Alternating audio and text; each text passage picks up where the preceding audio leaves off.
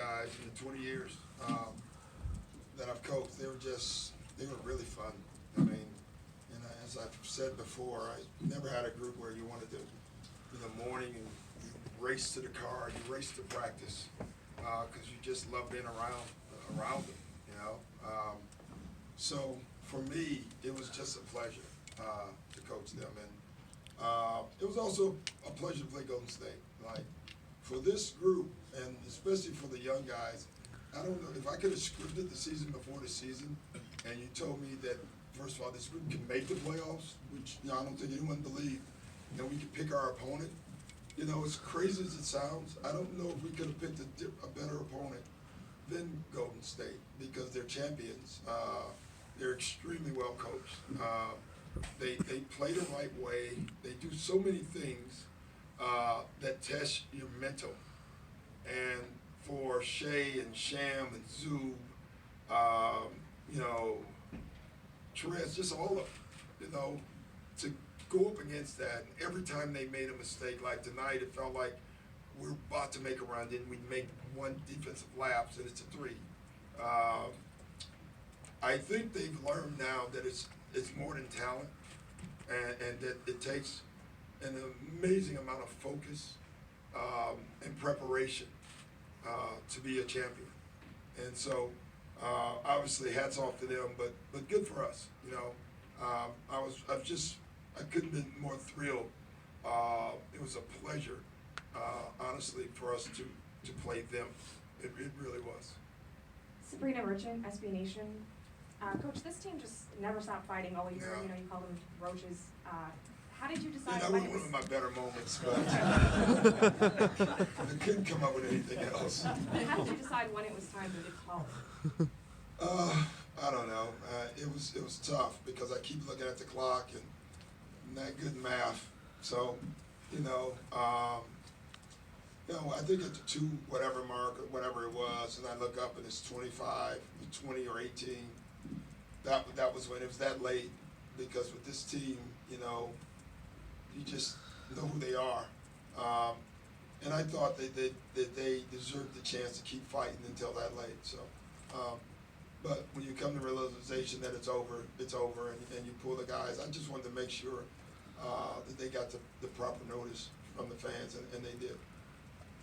Hey Doc, you guys win 2 at Oracle, lose all 3 at home in the series. Why do you think that was? And then Lou struggled at home in these 3 games when usually the bench guys do better. Yeah, well, Lou's not a bench guy. Right. You know, Lou's whatever you call him. I'm not sure what we call Lou. I give him credit. You know, I thought they game planned well. We got them out the box a couple times in the series, but I thought they did an extremely good job. Iguodala, you know, was basically, whenever Lou came in, Iguodala came in. They trapped him more in the last couple games. You know, I thought what we did smart in the last game was we made Lou a playmaker first and then a scorer. I thought Lou came in to score tonight, and it kind of in some ways played in their hands. But I think the credit goes to their defense. Doc, since they got Kevin, this team has steamrolled everybody in the playoffs. Every series has been 4 or 5 games, other than that Houston series. I know you wanted to win the series, but what does it say about this group that they were able to push them to 6 when no one else has been able to? You know, I don't know. I mean, first of all, I don't know the history of that part of it, but I didn't go into this series thinking we'd be a pushover. I can tell you that. So for me, I don't know if I'm surprised. You know, I'm just not. This team, they're just so ready to play. So it's good. You know, it's a good sign. But you know, the other thing I told them, listen at me like this next year. This is the start of something great here.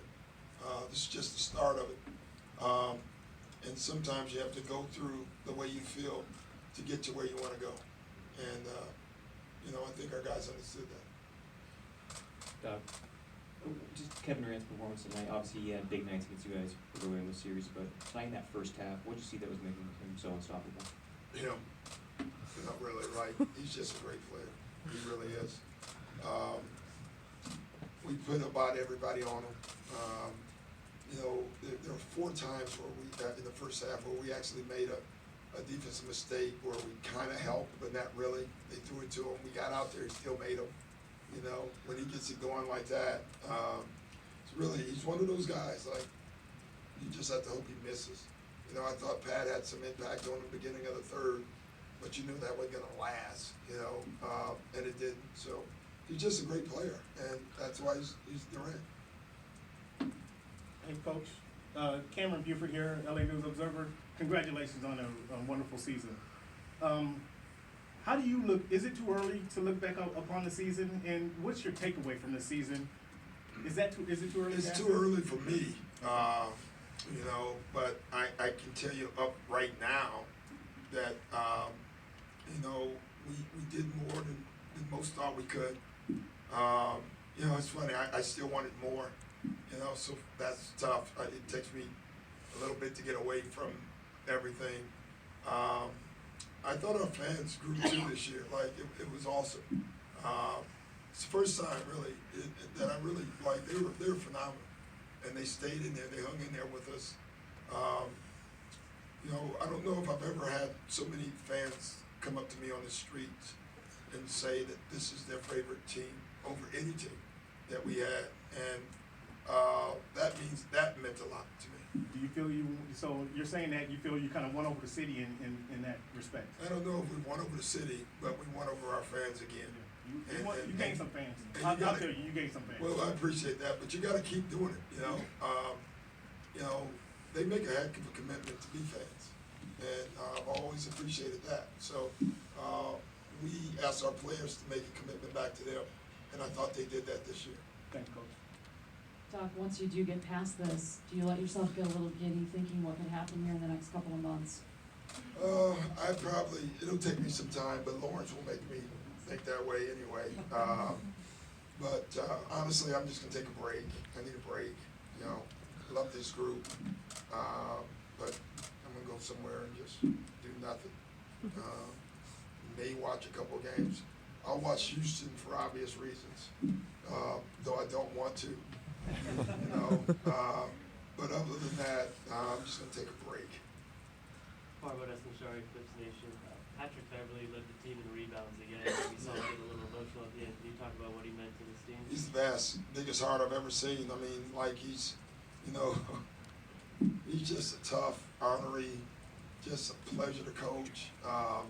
Never give in guy. You know, Rex had that term unstatable. You know, we laughed about because he actually thought it was a real word. But he is an unstatable player. There are no analytics, there's no numbers that can quantify what Pat Beverly does for your team. Not only just in the games, but in the practices, on the bus, in the locker room. He just does so many things for your team in the right way. He's a good guy to have if you think about winning. Joe Morgan, Sporting News. Doc, just personally, how important was it for you to get Ralph this home game here? Yeah, it was What has awesome. meant to you? Yeah. You know, Ralph, this was his last telecast, whether we won or lost, you know. It was awesome because I've never seen Ralph more animated than I saw him in Oracle when all the employees from Oracle was telling him, good luck, this is your last game. And Ralph was like, I'll be damned, this is my last game. And then, you know, so it was great. He deserves a street, a statue, or something.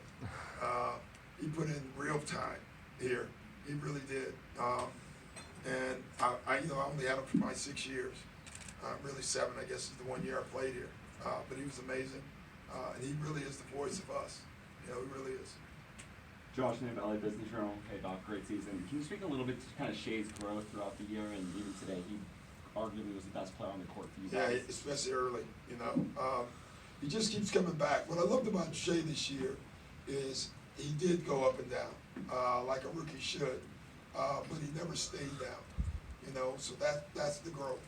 You know, the mental focus stuff, he'll tell you, like, he's got a long way to go there, you know. But the talent and just the straight up play, he's gonna be an amazing player. And he wants to, he's coachable, works hard, low maintenance.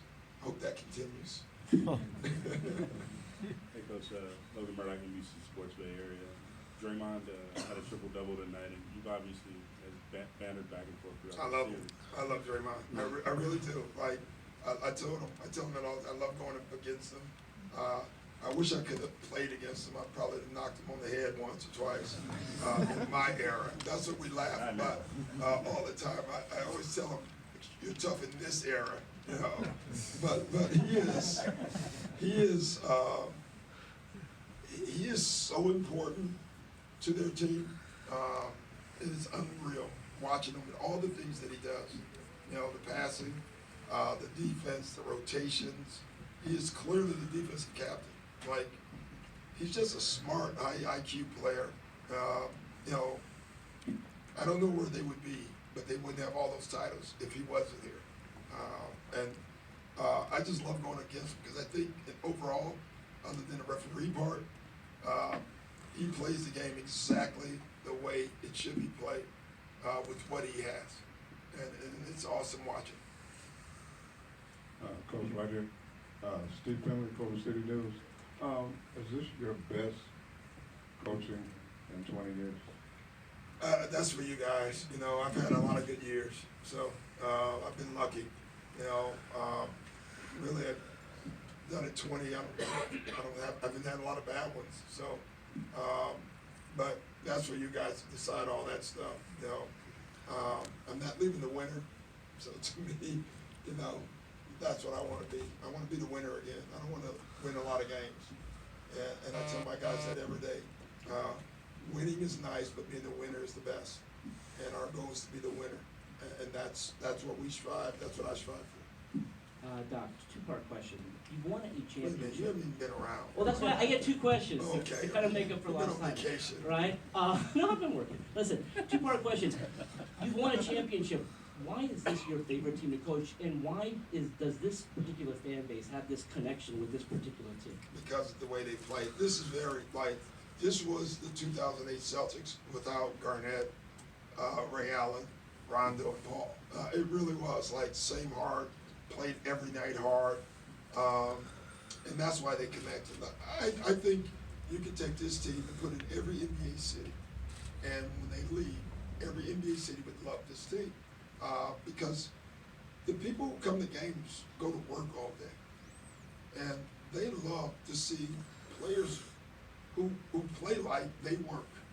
And I thought what the city saw in this team, what I saw in this team, was a hard hat team that came to work every day. And it doesn't matter if you're blue collar or white collar, people appreciate workers.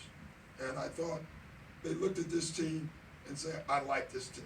Even people who cheer for the other team in the city, and they should, you know, that's what they should do. Even them saw this team and said that.